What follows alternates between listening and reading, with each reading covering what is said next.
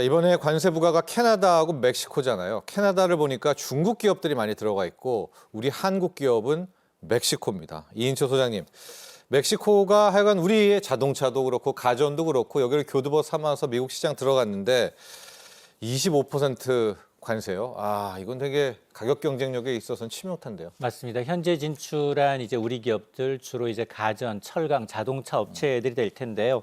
예고된 관세 부과이기 때문에 사전에 사실은 멕시코에서 생산량 늘려서 미국으로 옮겨놔서 재고를 좀 쌓아놓긴 했습니다. 아, 미리요? 네. 네네. 그러나 이게 얼마나 오래 가겠습니까? 이 재고 누적이라는 게 이게 다 비용인데 중장기적으로는 어차피 생산기지를 이전하는 문제까지 검토할 수 있는데 공장이라는 게 한 번 세워놓고 이전하기는 굉장히 좀 어렵습니다. 그리고 미국이 이 생산비라든가 인건비 더 높습니다. 생산성이 더 낮기 때문에 여러 가지 좀 검토하고 있는데 근데 개별 기업별 이 대응을 좀 보게 되면 예. 기아의 경우에는 지금 멕시코 공장에서 지난해 한 27만여 대의 차량을 생산했고 이 가운데 60% 이상을 미국으로 수출하고 있기 때문에 이번 이제 관세 조치로 인해서 수출 경쟁력 악화는 좀 불가피합니다. 아, 캐나다엔 우리 2차 전지가 많이 들어갔네요. 맞습니다. 캐나다는 주로 이제 2차 전지 업체들이 좀 포진돼 있는 예. 상황이고요. 또 삼성전자, LG전자도 이제 가전을 운영하고 있는데 미국에는 사실 세탁기 공장만 아니고 멕시코의 대부분의 가전 공장이 있습니다. 거의 한 1,000여 대 이상, 1,000만 대 이상이 이제 1,000만 삼성전자가 대를. 또 LG전자도 한 600만 대 이상의 가전 제품을 만들고 있어서 그게 대부분 이제 미국으로 수출이 되고 있는 상황인데 지금 이제 미국 관세로 인해서 이제 통관이라든가 이제 수출 비용 증가 문제로 인해서 어쨌든 이제 이 미국에 있는 생산 물량은 좀 높이되 캐나다의 멕시코에 있는 이 생산 비중을 좀 줄이는 방안을 좀 검토하고 있고 또 철강도 비슷하고요. 이렇게 된 상황에서 지금 오늘 보니까 미 의회 연설에서 트럼프 대통령이 아마 이제 미국 무역 적자의 이제 대부분 70% 이상이 자동차에서 나오다 보니 현대차가 인디애나주에 네. 세계 최대 규모의 공장을 설립하기로 했다라고 홍보를 하고 있거든요. 그러다 보니까 아마 물론 뭐 2차 전지, 반도체 대부분이 사실은 공장 건립에 대한 막대한 투자가 들어가지만 투자 대비 고용 창출 효과가 가장 큰 건 자동차거든요. 네. 자동차는 소재, 부품, 장비가 같이 클러스터로 움직이기 때문에 수많은 인력 파급 효과가 있습니다. 그래서 아마 현대차의 경우는 뭐 조지아, 알래바마에 공장을 운영하고 있음에도 불구하고 추가로 공장을 건설한다. 이건 아마 제가 지금 아마 트럼프 대통령이 관세 폭탄을 구한 것 국가로 치면 일본 그리고 기업으로 치면 대만의 TSMC거든요. 네. 근데 그 내용을 좀 들여다보면 일본의 경우에는 1조 달러, 네. 무려 1,450조 원을 그리고 단일 기업으로는 TSMC가 1,000억 달러예요. 네. 지금 러트닉 미국 상무장관이 가이드라인 줬잖아요. 개별 기업이 10억 달러, 1조 4천억 원 이상 투입을 하게 되면 미국 내 생산할 수 있는 뭐 공장 건설부터 인허가부터 패스트 트랙을 적용해서 정부가 적극적으로 지원하겠다라고 했는데 그 지원의 100배예요. 그러니까 이 얘기는 무슨 얘기냐? 결국 이 2026년 중간 선거 앞두고 트럼프가 내세울 만한 자랑할 만한 투자, 일자리 누가 먼저 충족시켜 주느냐 이게 관건인 것 같습니다. 알겠습니다. 왕 교수님, 이제 4월 2일이 되면 상호 관세라는 게 시작이 그렇죠. 되는데 우리가 상호 관세는 한미 FTA인데 아무 걱정 없잖아. 이렇게 생각하면은 안 되죠. 안 됩니다. 트럼프가 누굽니까? 예? 이제는 안 됩니다. 예, 뭘로 또 우리를 공격하겠죠. 뭐 농산물 얘기는 일단은 나오게 되는데 뭔가 꼬투리는 잡힐 수 있을 것 같아요, 우리나라가. 뭐 관세 얘기를 오늘 연설에서 네. 이제 트럼프 대통령이 했고 그 중에서 이제 꼭 집어서 한국이라는 말이 나오기는 했어요. 근데 다만 그 동안에 팩트는 틀렸어요. 예, 팩트 완전히 예, 틀린 예, 얘기죠. 예. 한미 간에는 자유무역협정 때문에 관세가 거의 없는 상황인데 그런데도 네 배를 더 없는데 매긴다. 4배를 더 많다고 이런. 근데 사실은 이제 그 얘기가 이제 8년 전에 이제 트럼프 1기 때 우리 방위비 분담금과 관련한 트럼프 대통령의 주장이 전면적으로 잘못된 주장을 하면서 협상을 시작을 했습니다. 네. 그 협상이 시작돼서 결국에는 그 4년 이내에 끝이 났는데 트럼프 대통령이 주장한 것은 간단히 이제 그때 기억을 돌이키면 그 당시에 우리가 한 1조 원 정도 방위비 분담금을 냈는데 트럼프 대통령의 그 당시 주장은 5조 원을 내야 되는데 왜 1조 원을 내느냐? 5조 원 내라가 첫 번째 협상의 시작이었습니다. 네. 그런데 실제로 모든 한미 간의 정상적인 계산을 해보면 2조 원 정도 들어갑니다. 그것을 우리가 1조 원 정도 냈던 겁니다. 근데 그것을 5조 원이라고 부풀려서 때린 다음에 그 뒤에 협상이 진행되면서 트럼프 대통령과 그쪽에서 말하는 것은 5조 원 다 내라는 건 아닌데 더 많이 내라. 그래서 다시 달라졌습니다. 결국에서 1조 한 1천억 원에서 2천억 원 정도로 결국에는 네, 합의를 봤어요. 이런 이전의 트럼프 대통령 협상 스타일을 우리가 좀 볼 필요가 있습니다. 먼저 크게 압박을 하고 네. 그 다음부터 가격을 깎아가면서 뭐 최초에 자기가 생각했던 것보다는 더 많이 받아내는 이런 협상 기술에 대해서 우리가 좀 염두에 두고 해야 되고 지금 관세 가지고 막 흔들어대는 것도 아마도 하반기까지 가는 건 어렵지 않을까요? 왜냐하면 미국 국민들의 물가에 대한 부담이 언제가 연내에는 그게 가시적으로 나타난다는 거 아닙니까? 그럼 하반기가 되면은 트럼프 대통령 스트레스를 받을 것이고 그러면은 정책이 바뀔 가능성도 있고 이런 부분들 협상의 트럼프 대통령의 그동안의 스타일을 보면 네. 처음부터 트럼프 대통령에 대해서 막 민감하게 먼저 양보하고 하는 것보다는 시간을 좀 보면서 알겠습니다. 천천히 가는 게 예. 조금 더 낫다. 이런 생각을 해봅니다. 상호 관세를 일단은 농산물 쪽으로 아마 시작을 하게 될 것 같은데 뭐 카테고리는 좀 더 커질 것 같아요. 지금 우리와 상호 관세에서 뭐 꼬투리 이게 우리 한국 싱크대를 이야기를 하는데 이 논리가 좀 묘합니다. 이인철 소장님, 이제 한국 싱크대가 미국에 들어가는데 그 싱크대를 미국 목재로 만들었다. 그러니까 이게 그러니까 자기 걸로 만드는 거 가지고 미국이 다시 그걸 되산다. 이게 또 우리의 태클거리가 되나요? 이걸 가지고 이제 상호관세 매기겠다. 뭐 이런 논리 아닙니까? 맞습니다. 이어령 비어령, 예. 귀에 걸면 귀걸이, 코에 걸면 코걸이입니다. 정말 모든 게 관세의 핑계가 될 수 있는 상황인데요. 네. 트럼프 대통령이 목재 수입품이 이제 미국 안보 무역확장법 232조에 미치는 영향을 조사하라. 이건 관세 부과 전 단계라는 얘기입니다. 그러면 무역확장법 232조라는 게 뭐냐? 특정 품목의 수입이 국가 안보에 영향이 미친다라고 안보의 위협을 느낀다라고 판단할 때 미국 대통령이 관세와 같은 적절한 통제를 통해서 수입 제한하도록 하는데 가구하고 목재가 안보에 영향을 미친다? 네. 정말 이해가 안 가는 연결일 뿐만이 아니라 근데 또 백악관은 뭐라고 얘기하고 있느냐? 캐나다, 독일, 브라질 등은 주요 덤핑 국가. 그러니까 굉장히 저가로 이제 이 자국의 산업을 좀 무너뜨리고 있다라고 보고 있는 거고 한국도 관련 보조금을 지급하고 있다. 네. 정부 보조금을 받고서 이 저가로 들어오고 있다라는 이제 얘기를 하고 있는 것으로 보이는데 물론 이제 우리 가구 목재 수출이 그렇게 큰 건 아닙니다. 그러니까요. 예, 한 네. 3천억, 3천만 달러여서 440억 미만이어서 전체 목재 비중이 뭐 1%도 안 되는 0.05% 정도에 불과해서 직접적인 영향 크지가 않은데 다만 국내 부동산 경기가 워낙 안 좋잖아요. 자, 그러다 보니까 너무 국내 부동산 경기가 안 좋아서 어쩌면 이제 수출로 좀 활로를 찾아야 하고 그나마 세계적으로 경기가 좋아서 좀 좋은 곳은 미국인데 그런 걸 감안하게 되면 이제 미국 수출길이 좀 막힌다라는 점에 대해서는 다소 아쉬운 대목입니다. 저희가 지금 상호관세 이야기를 계속하는데요. 4월 2일 날 트럼프 대통령이 오늘 의회 연설에서 1일은 만우절이라서 2일부터 매기겠다. 그리고 품목에서 자동차, 반도체 쪽 관세도 추가 발표하겠다 이야기를 했습니다. 왕 교수님, 앞서 이제 상호관세 이야기를 더 하면 이런 것도 그냥 꼬투리가 될 것 같아요. 지금 뭐 자동차도 한국 자동차가 미국에 지금 흑자지? 이것도 불공정해. 관세. 여기까지도 그냥 가면 가는 거 아니겠습니까? 트럼프 대통령이? 그렇죠. 그런 것 때문에 도대체가 저 사람을 종잡을 수 없다, 예측하기 어렵다 이렇게 말은 하지만 우리가 이제 8년 동안 트럼프 대통령을 이제 4년을 직접 경험하고 또 4년 동안은 또 야당의 이제 최고 지도자로서 이제 트럼프 대통령을 본 거죠.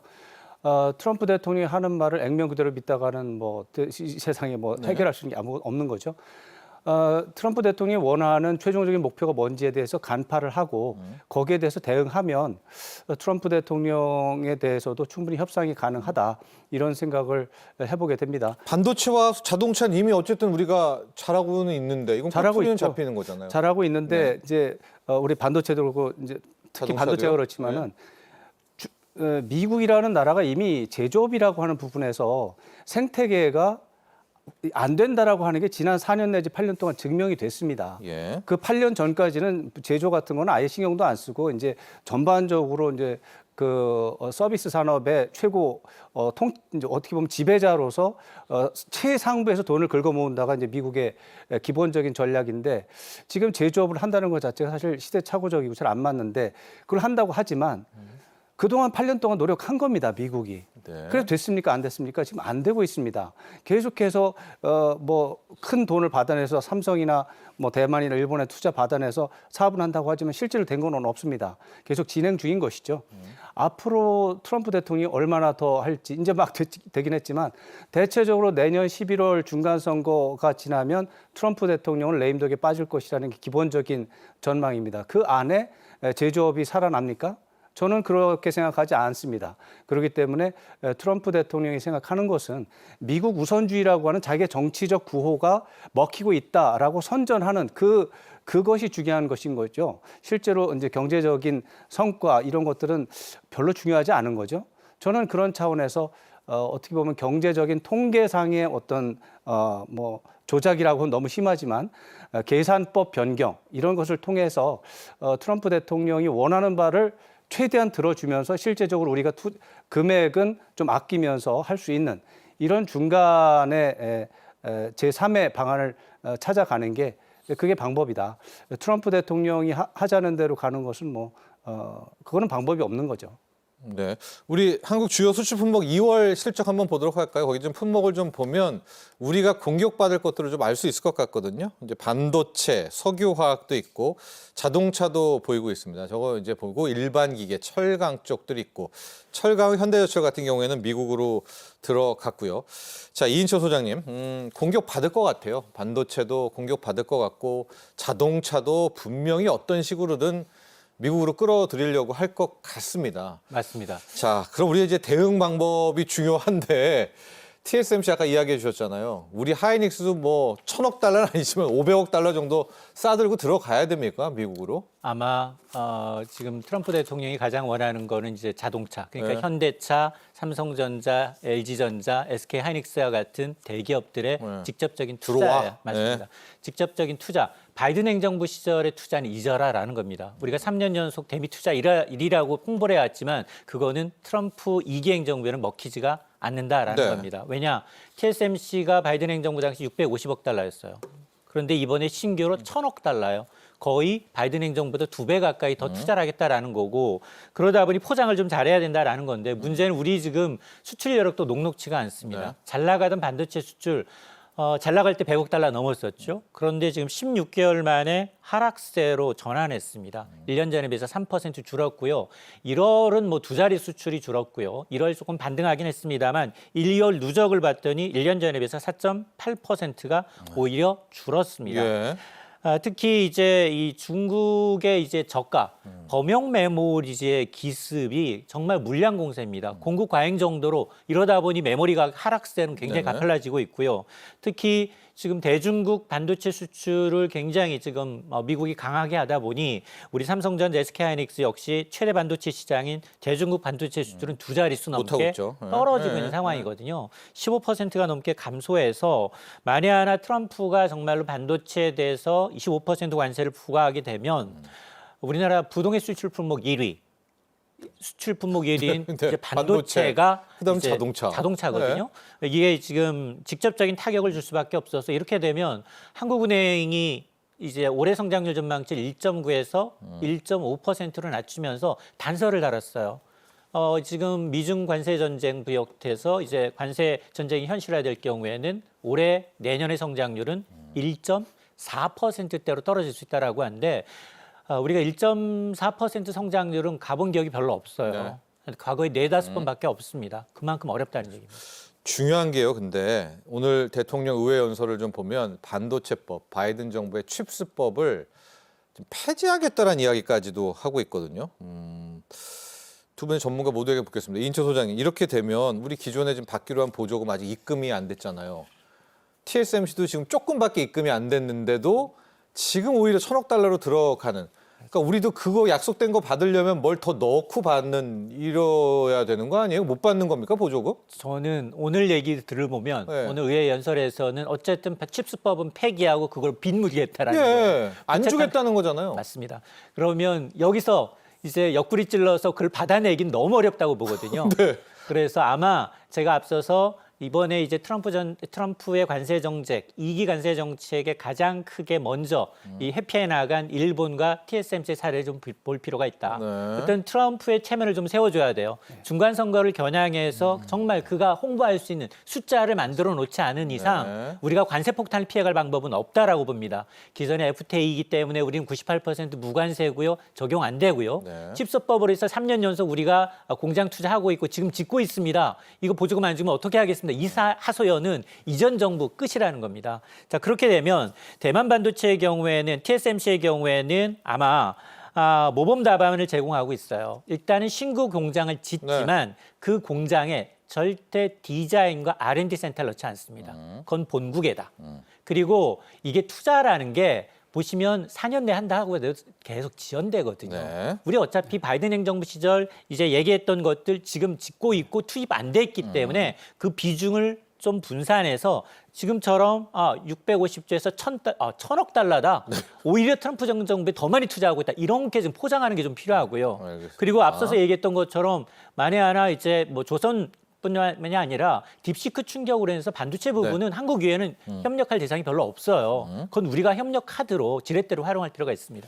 자, 왕선택 교수님, 지금 칩스법 폐지한다고 해버리면은 우리 삼성전자만 해도 6조 원 이상 돈 받을 게 있거든요. 네. 이거 날아가는 건가요? 뭐 이래도 되나요? 이제 어떻게 받아오죠? 고문장 보면 황당한 거죠. 예, 이건 말도 안 예. 되는 얘기죠. 네. 그러나 이제 그 다음 단계로 넘어가서 차근차근 보면 네. 생각이 또 달라질 수가 있어요. 반도체법은 법이기 때문에 미국 의회가 관여해야 됩니다. 예. 민주당이 반대했을 경우에 이 트럼프 대통령이 명령한다고 해서 즉각적으로 또 되는 건 아닙니다. 어쩌면 공화당 의원 중에 한 지금 상태로 보면 하원 의원 중에 한 5명 정도만 반대해도 그거 통과 안 되는 겁니다. 네. 이 법이 진행되는 동안은 또 절차대로 지출은 되는 거고요. 그래서 그 금방 되는 게 아니니까 몇 달 걸리는 거니까 심지어 공화당이 일치 단계를 해도 이게 반도체법이 폐지되는 것은 시간이 걸린다는 점을 좀 알고 심지어 공화당 의원 중에 지금 한 220명 대 220명 정도 되거든요. 네. 대여섯 명 정도가 다른 생각할 가능성이 굉장히 높습니다. 주마다 자기 챙겨야 되죠, 자기 지역구는. 상황에 따라 네, 지역 네. 그 지역구는 네. 이제 어차피 협소하지만 네. 그 지역구에 딱 맞닥뜨리는 국회의원들은 그 함부로 그것을 하기가 좀 어렵습니다. 근데 그런 부분을 좀 봐야 되고 네. 아까 소장님 말씀하신 것처럼 보조금이 안 들어와요? 투자하는 것도 안 들어가면 됩니다. 이게 계산법이 서로가 비슷한 될까요? 부분이 있기 예, 때문에 예. 트럼프 대통령의 그 어떻게 보면 협상? 정책 성과를 낸다라고 하는 그 부분, 네. 그 부분에 대해서 맞춰주기만 하면 실질적인 내용에 대해서는 협상이 가능하다. 저는 그렇게 말씀드리고 싶습니다. 자, 이제 고쳐방정식 풀어야 될 것 같고요. 마지막으로 이 이슈를 하고 결론 내리겠습니다. 오늘 의회 연설 말미에 드디어 우크라이나, 특히 광물 협정에 대한 이야기를 트럼프 대통령이 꺼냈는데 뭐 지난 주말 여러분도 보셨겠지만 파국으로 끝났잖아요. 젤렌스키가 지금 언제든지 서명하려고 네. 딱 기다리고 있다. 이렇게 이야기를 했습니다. 뭐 체결은 될 것 같아요. 네, 예상대로입니다. 외교라고 하는 게 겉으로 볼 때는 뭐 굉장히 서로 평등한 것 같지만 실제로는 강대국과 약소국의 외교의 문법 자체가 네. 다릅니다. 그런데 이번에는 젤렌스키 대통령이 어떻게 보면 약간 좀 사전 협의에서 합의가 됐던 것 같아요. 광물 협정의 주요 내용에 대해서 합의가 된 상태에서 요식행위로서 이제 서명하러 간 자리에서 뜻하지 않게 이제 파국적인 상황이 근데 났는데 왜 그런 거예요, 젤렌스키는? 이제 그 50분 동안의 이제 대답 내용을 보면 네. 원래 15분 정도 하고서 마칠 생각이었던 것 같아요. 예. 근데 그것이 생각보다 길어지면서 젤렌스키 대통령과 트럼프 대통령이 신경전을 3번 이상 벌였습니다. 예를 들어서 트럼프 대통령이 미국이 유럽보다 당신을 더 많이 우크라이나를 훨씬 더 많이 지원해 줬어. 예. 그러니까 젤렌스키 대통령이 뭐라고 합니까? 아니에요. 유럽도 많이 도와줬어요. 유럽은 정말 훌륭한 파트너예요. 이렇게 얘기하는 거예요. 네. 트럼프 대통령의 포인트는 유럽은 나쁘고 미국은 좋다라고 말을 하는 거예요. 그러면 거기서 젤렌스키 대통령의 약소국이니까 약소국 대통령의 문법은 통과하는 거예요. 거기서. 근데 그런 것을 그게 아니다라고 3번 이상 하더라고요. 거기서 이제 제이디 벤스 미국 부통령이 이것을 방치했다가는 안 되겠다 해서 결국엔 그 파국이 됐는데 지금 백기투항 했잖아요, 결국 또. 그러니까 백기투항을 지금 하는 거죠. 젤렌스키가. 그 문법에서 틀린 문법을 썼기 때문에 그래요. 물론 저는 트럼프 대통령이 잘했다는 건 절대로 네네. 아닙니다. 예. 말도 안 되는 그런 일을 네. 했지만 그래서 이런 부분이 예상됐던 거고요. 아마도 그날 준비했던 광물협정 초안보다도 그러니까요. 더 불리한 조건으로 그렇죠. 젤렌스키 대통령은 합의를 해야 될 겁니다. 예. 앞으로 그런 이번 일을 교훈 삼아서 정확하게 우크라이나의 국익에 맞는 외교를 잘 해주면 좋겠습니다. 네, 아마 오늘 의회 연설을 보니까 광물 협정도 임박한 것 같은데 우리 왕 교수님도 이야기해 주셨지만 아마 훨씬 더 우크라이나에게 불리한 조건들이 들어가지 않았을까 이런 예상까지 해보도록 하겠습니다. 자, 도움 말씀 주신 왕선택 서강대 대우교수, 이인철 참좋은 경제연구소 소장 여기서 보내드리겠습니다. 오늘 감사합니다. 고맙습니다.